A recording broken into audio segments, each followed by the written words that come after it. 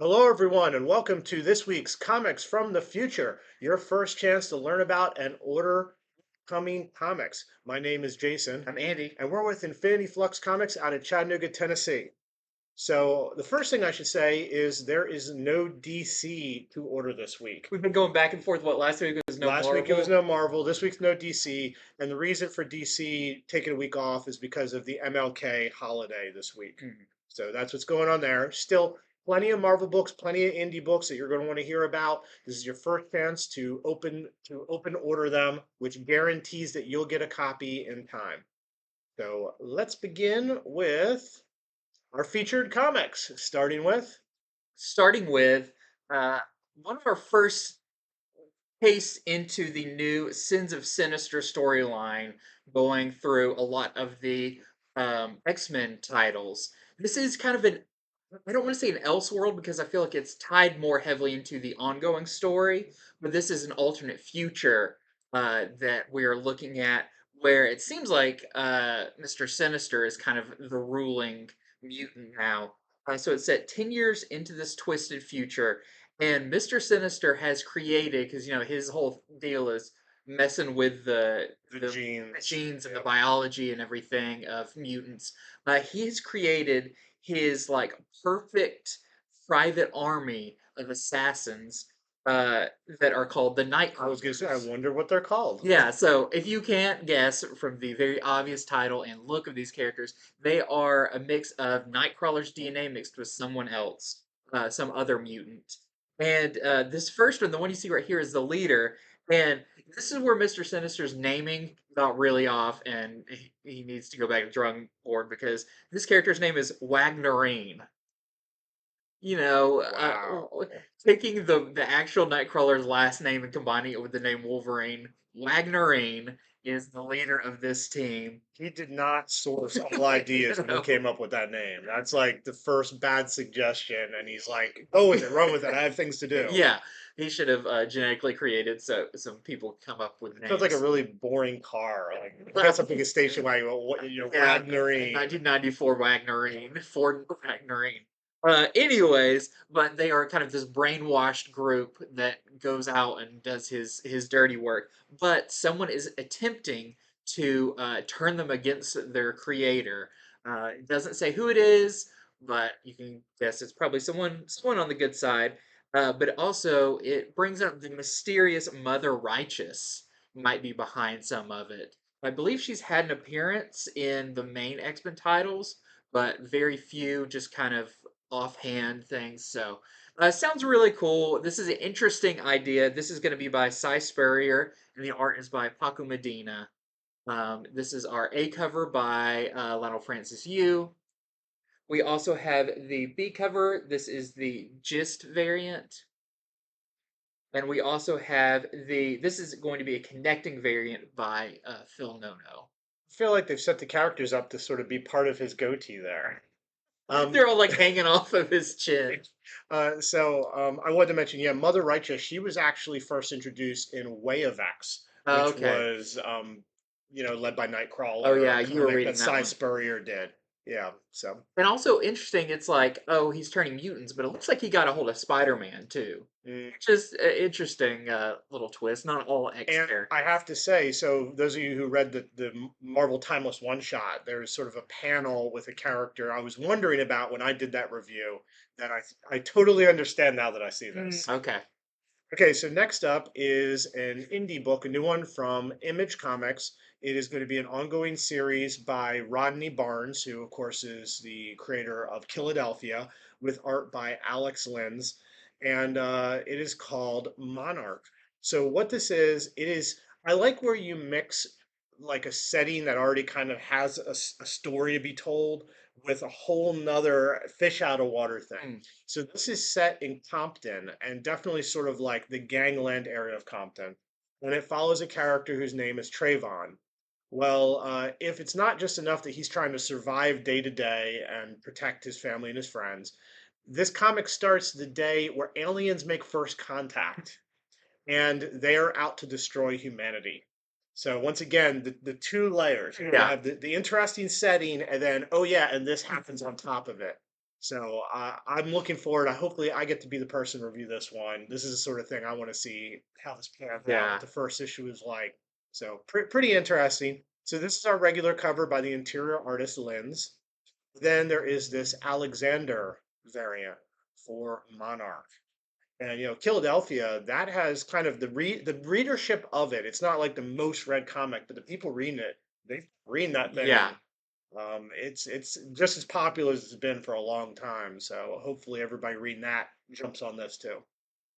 And next up is our uh, Black History Month special for the year for Marvel Voices. And I actually think this one is really cool because this is Marvel Voices Wakanda Forever. And usually when they do the voices, it's kind of like any It character that features, features, yeah. but in this one, it is specifically Wakanda. That's I was really the cool. minute it came on the screen, I was like, that's a lot of Wakanda. But okay, Yeah, that's it's good. actually centered in Wakanda, so all the stories in this are going to be based around Black Panther and friends. We've got Black Panther and Shuri and Okoye, all of those, and like all the others, it's going to be a anthology style by different writers and artists from the Black community. And what's big about this one, the story they're kind of really pushing is the story that includes the last Black Panther. So Marvel always likes to do the last Yeah. story of. Well, this is the last, I guess, the last person to don the Black Panther mantle, set in the future of Wakanda. You'll see on one of the variant covers. I think that's who we're seeing on one of them. But sounds really cool. But among that one, you've got other stories focusing on different other Wakandan characters. So this is our A cover by Ken Lashley. Whoops. Whoops. Technical And then difficulty. this one is the DARBOE variant, which I So believe you think that's our that's, future Black Panther. yeah, I would say so. Different sort of outfit. Yep. So probably a first appearance there. Then we have our Edge variant and our Richardson variant. Okay, so the next one's another indie book. This one from Boom. It is called Harrower. It is by writer Justin Jordan with art by Bram Revel. So the premise of this, I think this is going to appeal to people who like horror. It's very slasher based, but there's a girl who's named Alice, and she's living in a little small town, New York, called Harrow, New York, where there is this legend of a killer named the Harrower who kills people who are unrighteous, it says. So it doesn't sound like he necessarily goes after everyone. He Hmm. goes after people he deems unrighteous. So this really happens. It's not just a legend, it's been going on for generations and generations. Well, Alice is going to try to figure out the mystery to it. Whenever, you have a girl, probably a final girl, and she starts dredging up history on some psycho serial killer, that they're going to start doing their thing Yeah. and maybe even setting their sights on them. So this is a 4-issue miniseries, and that is the premise right there. So here's our main cover by the interior artist Revel. Then we have this Henderson variant. Very creepy. Yeah, because you kind of think that maybe this is a person, but these covers, it doesn't look Yeah, like a no. person. It looks like this is sort of a slasher. I was going to say slasher slash monster story, but that's pretty clumsy. And then here is the Lee variant Is for it that an as well. homage to Last Ronin? It looks a lot like that Last Ronin cover. I can kind of see that. Perhaps, maybe. All right, now we're going to get to the other number ones. They're not featured, but maybe you'll care about these even more. Starting with our next entry into the Murder World story from Marvel. This is Murder World Moon Knight #1. These are all #1s. We've had Spider-Man, we've had Avengers, but I'm really interested in this one. So our kind of cast of characters have been picked off in this kind of Squid Games like uh, game run by Arcade. And the heroes that are appearing in here are not good guys. They're kind of robot doppelgangers of the actual heroes, but they're on the hunt for these people. And this one's going to be pretty scary because it is Moon Knight now coming after him. And he's already a very deadly person. Yeah. So we're getting towards, I think we only have 1 or 2 issues after this to wrap up this story. So I'm very interested to see who makes it out alive. So if you've been reading all of this, definitely want to pick up the Moon Knight issue. If you're reading regular Moon Knight, doesn't really pertain to that too much, but still a really fun story. We've got two covers for this. I believe this is the A cover, and then this is the Kyle HOTZ variant. We also have Wow, the kind of sub story of Black Widow trying to figure out what's going on. that cape. I know, and it's one of those things of like, is it supposed to look like a skull, or is that like my mind like interpreting like kind of a swooshy skull with the nose and the two eyes and Mm. Yeah, I didn't get that, but I see what you're saying now. Okay, so next up is a Marvel Tales. It is Marvel Tales Avengers End Times. So this is a reprint that Marvel will do. They'll do kind of a selective reprint that they think that some people would be interested in. A lot of times it's linked into what's going on with the Marvel Cinematic Universe. And that's what this one is. So this is reprinting Avengers issues 31 through 34 back from 2010, back when Brian Michael Bendis was sort of ending his run on it. And what happens in this is the Avengers end up in the microverse. mm, So yeah, I think timely. yeah, because of Quantum Mania coming up, they were like, "Hey, here's a tarot from the vault. Let's collect it. Let's bring it out." So yeah, the Avengers end up in the microverse where they discover there is a long lost Avenger there. So that's what's going on in this reprint. It is all for the issue, so it's like 100 pages. I meant to look up price. It's probably It's about 7.99, I yeah, think. that sounds about right. That's what usually the Marvel tales are, but that's what our show's about. Like you might see this on the stand and you don't know what it is. Hmm. Now you do know what it is. You know if it's the sort of thing you're interested in, or maybe you already have those issues and you get home and be like, "What?" So that's what's going on in that, and it is just the one cover. Then next up, we have a new entry into the Stranger Things universe. Dark Horse has been doing these, and they're all very popular. This is Stranger Things Tales from Hawkins, number one of four. So this is going to be written by Jody Hauser, and the art is by Kale Philippi. And what I like about this one, I can't tell if this is anthology style with each issue focusing on different characters, or it's an anthology in the big universe of Stranger Things. It wasn't Mm. clear, but at least for this issue, it's going to follow these two friends. You can see on the cover. Anytime you read a thing and it's like these two friends, you automatically think they're like 12 years old. No, these are adult friends. They can have friends when they're adults, but they are going out on a hunting trip into the woods of Hawkins, but little do they know, they're going to become the hunted by a creature that has claimed the woods and the town its own. You can probably guess by the variants what that creature is going to be. But like I said, this is four issues. So if you want to, if you need something to hold you over until that next season of Stranger Things, whenever that may come out, probably another year or so, check this one out. This is our A cover. Then we have our Lambert cover. Then we have our Galindo variant, which you can I know. see I wonder what pretty monster will be. clearly who they're going to be going up against. And then we have our Luckert variant. All right, so another indie miniseries beginning is Space Job. This one is being released by Dark Horse Comics. It's written by David Goodman with art by Alvaro Saraseco. So the premise for this is there is sort of a character who's been in the military. Now, in the military, you don't all have cool jobs like flying planes and fighting. This person for the last 5 years has been like an assistant chef. Somehow or another, that was the job he was stuck in. Well, this starts right after that because he finally gets his dream job to be aboard this awesome spaceship. Well, he gets there and he's all happy. And what he discovers is that the crew, they're just like really inept and not in like a comical way from what it reads. It's more of like a mysterious, like, why are you guys running things? Like, you Mm. don't seem like you should have these jobs. And so he is going to try to unearth the mystery of what's going on in this spaceship where it seems like everybody just like sucks at their job. So that is what the premise of Space Job is. Four-issue miniseries and just the one cover. Interesting.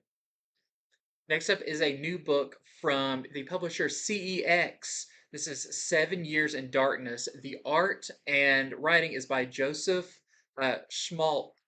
And this is really interesting. You know, you definitely can't tell too much by the cover, but this is about an academy of black magic that has been had its doors closed for 200 years, but it's finally going to let in some new students.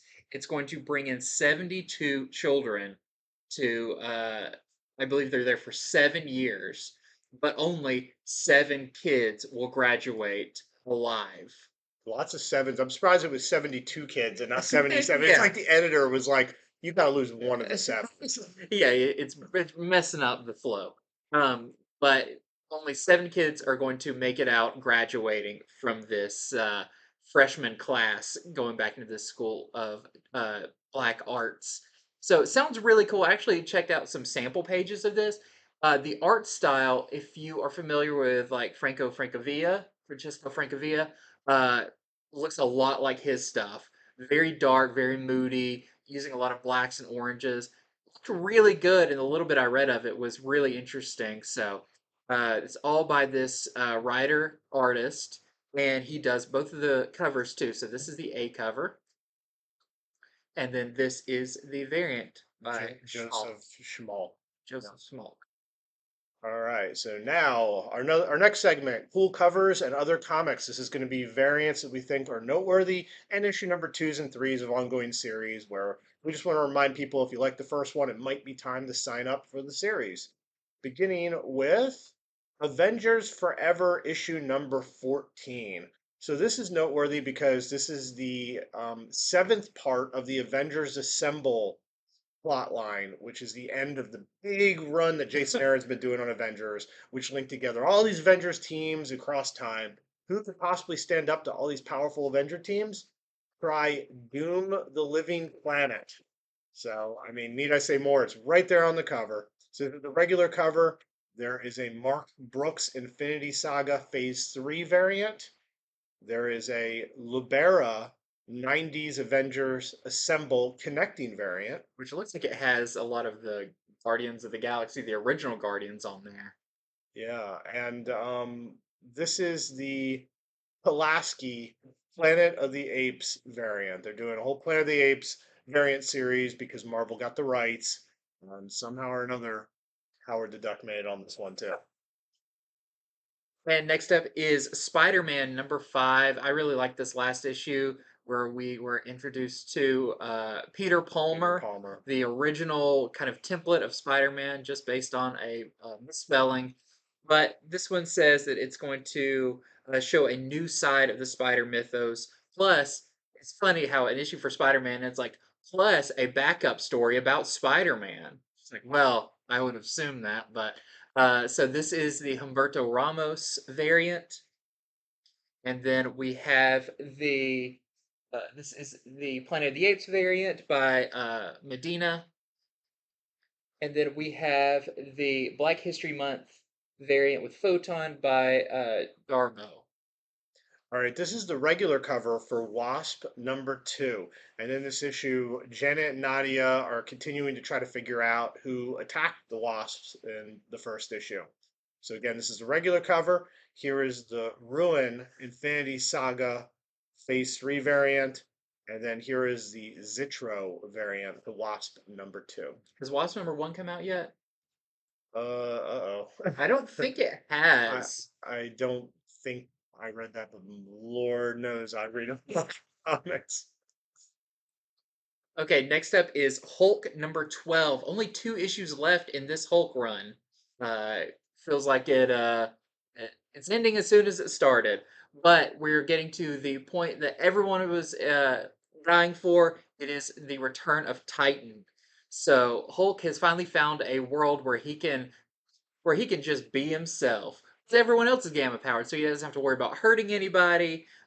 He can live out his life, but of course that is uh, not something that happens to the Hulk. So the Titan, the Hulk's Hulk, is going to make his return. I'm guessing this is probably going to be the last couple of issues. Is going to be this big storyline. So this is the start of that. This is the A cover by Ryan Otley. We have the Jurgens variant. I always love it when they give Hulk guns. Yeah, because why not? Then we have the Planet of the Apes variant by Cabal. And Oh, and the Marvel No Prize variant with your No Prize letter on the cover. all right, here is the Greg Land variant for Captain Marvel issue number 46. This is the fourth part of the Revenge of the Brood saga. And in this, Captain Marvel is going to have to rescue her team from the Brood and try to get them out alive. So, again, this is the Greg Land variant. And this is the Peach Momoko Planet of the Apes variant for Captain Marvel 46. Next up is Fantastic Four number 4. So you know it's a big one. But no, this one actually is big. So the first few issues, the team was not together. No. They're all separate and had their own little separate stories. Well, this one is the big issue that's going to show what happened to separate the Fantastic Four, and they will be coming back together in this one. But will it be enough to stop a new alien invasion? So sounds really fun. I think this is interesting that they did this little storyline right at the beginning that is bringing them back together, and we're going to see how all that played out. This is our A cover. Then we have our Alex Ross, single figure character. Stunning like a Superman. Then we have our, this is the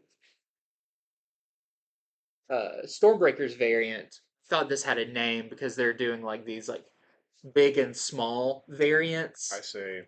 So this is a little tiny Fantastic Four cover. Yep, hanging out nearby a date. Creeping.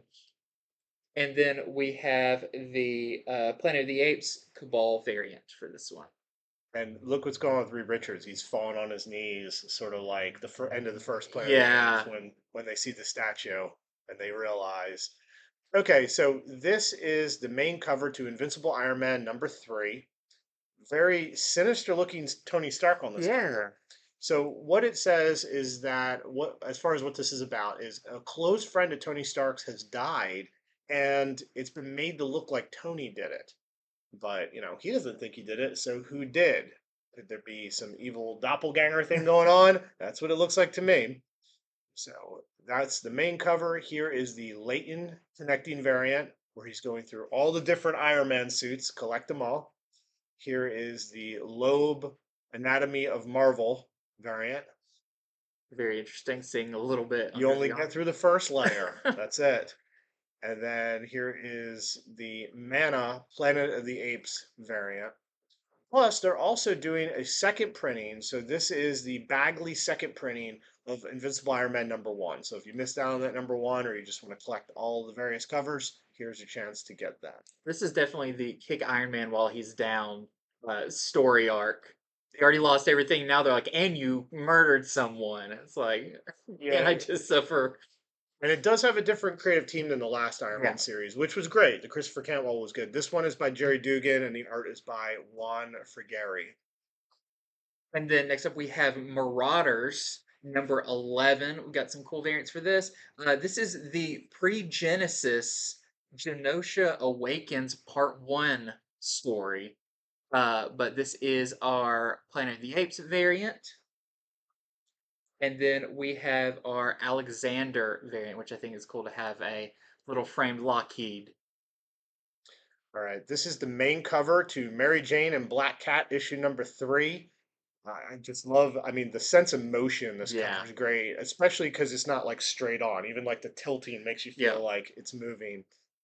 So in this issue, of course, Mary Jane and Felicia, they're still in the Screaming Tower. They've been tasked with trying to find the soul stored that will hopefully make a demon the king of limbo, and he'll send them back. But we'll just have to see how that goes. So this is the main cover. Then we have the Balduza variant. We have the Gomez Howard the Duck variant. I like how suddenly Howard the Duck's popping up on covers. Even Planet of the Apes is like, and Howard the Duck. Somebody had to be joking when they did that. Then Mary Jane and Black Cat number 1 is going to second print. So here is the Balduza second print cover for issue number 1. Then we've got a few Star Wars issues. So starting off, we have Star Wars number 31. We have our team still stuck in the far reaches of no space, kind of a tie-in with the High Republic stuff going on. This is our A cover for that. We have our John Tyler Christopher action figure variant. That is one pointy beard. Then we have our Black History Month variant with Donald Glover's Lando. Very cool. For sure. I'm glad we get to see him on these covers. Yeah, because who knows when we're going to see him again on screen. Then we have our Return of the Jedi anniversary cover with Max Rebo's band. Then we also have Star Wars Bounty Hunters. This is for issue 31 as well of that series. We have this is the Manahini Black History Month variant for that. And we have the Lucasfilm Return of the Jedi 40th anniversary. The question is, are they about to kiss or did they just finish? Oh, yeah, and Jabba's about to pop out from behind that curtain. Oh, that creep. Okay, so this is Monica Rambeau, Photon issue number 3 of 5. And in this one, Monica is still investigating. Well, I guess in this one, she is investigating why the universe has gone topsy-turvy, because we didn't really see that in issue number 1, but I think we will in issue number 2. So this is the main cover. Here is the Andrews variant. Here is the Cola Planet of the Apes variant. They're all blinded by her. Blinding them. And then if you missed that issue number 1, here's the second printing of issue number 1. This is the Maresca issue number 1 second print cover. Then we have this really cool wolf variant for Spider-Man Lost Hunt number 4 of 5. Wolf's hand is going to fall off for all that detail. Yeah, it's just keep looking at it and it just so much. Okay, so this is the Greg Land variant, the Planet of the Apes variant for Wolverine issue number 30. So this issue sounds really interesting because, Beast has been pulling the strings a lot in this series, sending Wolverine here and there. Well, in this issue, Wolverine, he's figured it out and he kind of like lashes back at Beast. And Beast doesn't like that. So it sounds like it's going to be a Beast versus Wolverine issue. Wow. So yeah, I think that sounds really cool. So of course, this is the Greg Land Planet of the Apes variant. Then here is the Vincentini Stormbreakers variant for that same issue. Oh, I want to get 30. This issue where he fights giant sewer rats. That's a Wolverine issue. He's leveling up. Have you ever played a video game? He's just grinding. Yeah, I mean, he must be low level fighting these guys. Okay, next up we have X-Men number 19. This is the Terry Dodson variant. This is also a connecting variant. And what's interesting about this, they're really pushing the Brood. Because, we had that storyline with Captain Marvel and everything, but this is Lord of the Brood Part 1. So, a kind of a follow-up Brood story where there's a distress call from deep space, and they thought they had dealt with the Brood problem, but it is back and worse than ever. So, it's really interesting that the Brood are popping up. Howard the Duck and the Brood. What's Marvel's intentions? But this is our Dodson cover for that. And then we have Extreme X-Men. This is Extreme X-Men number 3 of 5, and this is the Dan Jurgens homage variant. But I can't figure out what it's homaging. Something that just looks real big, something giant. It's something giant sized, yeah. Okay, so this is the main cover to Image 30th Anniversary Anthology number 10.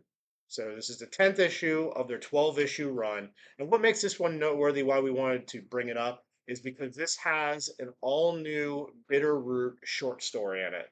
So we didn't want anybody who's reading Bitterroot or collecting all of that to miss out. At least in our store, everybody who's reading Bitterroot, they kind of want all of it. Yeah. So I wanted to note that's in there. Plus a lot of other short stories, short comic stories by a ton of other creators. I mean, too many. I started to note them. I was like, there's too many. So just a ton. Everybody who you like an image is doing something in this practically. Then we have Spawn number 338. Another awesome David Mack cover. He just did a cover for Gunslinger Spawn. Now this is for regular Spawn. And we had people coming in who don't usually get Spawn looking for that David Mack cover. So if you're one of those people who missed out on it because stores sold out, go ahead and pre-order this cover for Spawn 338. I see there's some text on the left. I remember something, Spawn, yeah, Oh, and interesting. then the skull in the bottom right. There's a lot going on. Yeah. Okay, so this is the cover to Frank Miller's Ronin Book 2. This, of course, is the newer Ronin series by Frank Miller's brand new line of comics. It's written by Frank Miller. The art is done by Frank Miller and some other people as well. So if you like that first issue, here's a chance to order the second issue. And this one's supposed to sort of connect it with the original Ronin series, which I was kind of expecting it would at some point. Yeah, and this is all of the Frank Miller stuff. It's really interesting if you read in the back of some of the previous issues and some updates they've done. They've really taken what people thought of the first issues and thought about page count and release and everything, and they've actually switched up some of the stuff. So I know some books went from bi-monthly to monthly. They dropped their page counts, they dropped the price. I'm not sure about this Ronin issue. I know initially this is supposed to be every other month. But they're actually, I think, really cool for a comic book publisher. They made a statement like, "Hey, we took everything you said into account, and here's kind of how we're shifting things around." Listening to the public. Yeah. Okay, next up is the cover for Quested #3 from Whatnot Publishing. But just had to show this one off because anytime there is a video game homage cover, people love it. And this one, of course, is for The Legend of Zelda Link's Awakening, or Link to the Past, but this Yeah. one is A Jinx to the Past. So they're having a little fun there. Personally, Link to the Past is still my favorite Zelda Mhm. game. I know everybody will fight me over this and say the later ones, but I played this one so much, and I don't know. So next, we're going to get to other printings and graphic novels, starting with Gold Goblin #2 is going back to second print. So it's doing well enough that some people apparently missed out and want to get another printing of it This was one of the ones we had to have our orders in for the first like 3 issues before it ever before number dropped. one. That makes sense. So this is the Medina cover for that. The series is of course by Christopher Cantwell with art by Lan Medina, the cover artist here. And then we have Scarlet Witch #1, second printing. Another great series.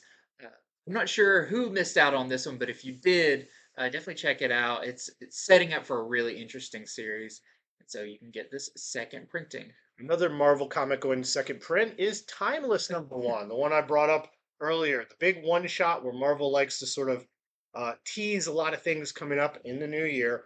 But beyond that, this one was written by Jed McKay, who knows how to tell a story. So it's got a real cool story in it about Kang looking for this missing moment and why he is sort of banned from ever discovering it, even though, that just makes him want it more. Oh yeah. And this storyline is going to continue in 2023 in the upcoming New Avengers plotline after Avengers Assemble all wraps up and the new creative team takes over.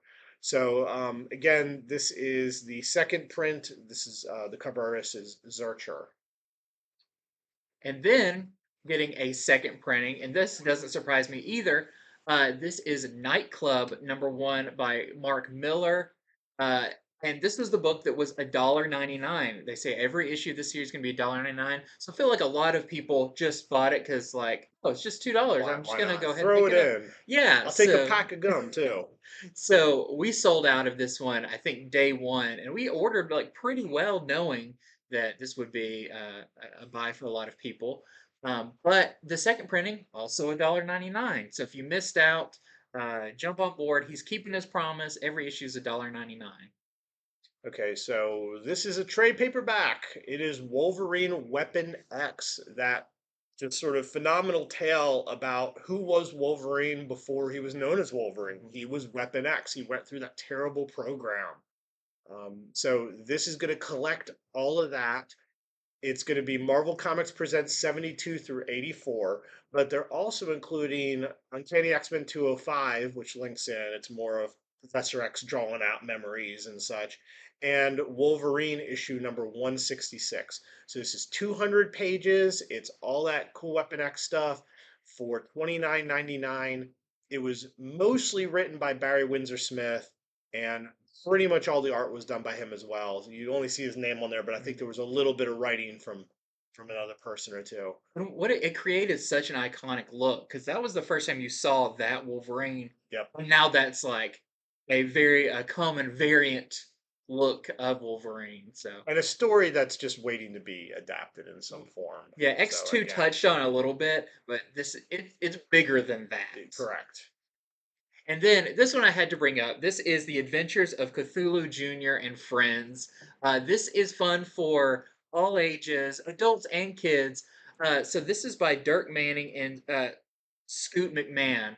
And I wanted to bring it up. I actually spent a little bit of time with Scoot McMahon, a, a fantastic artist and super interesting when he does all of his commission work in crayon and he holds his crayon with his fist and draws like this and that's how he creates that and it's super cool he's had this they've had this property for quite a while but glad it's finally getting to a publisher so it can have a wide release and not just kind of local cons and everything but definitely support this one it's a lot of fun you can tell it's also kind of for adults because you've got the Cthulhu element in there as well it's about this wannabe supervillain to get into this kind of legion of supervillains. He has to catch the son of Cthulhu. So really fun. It's only I believe 1999.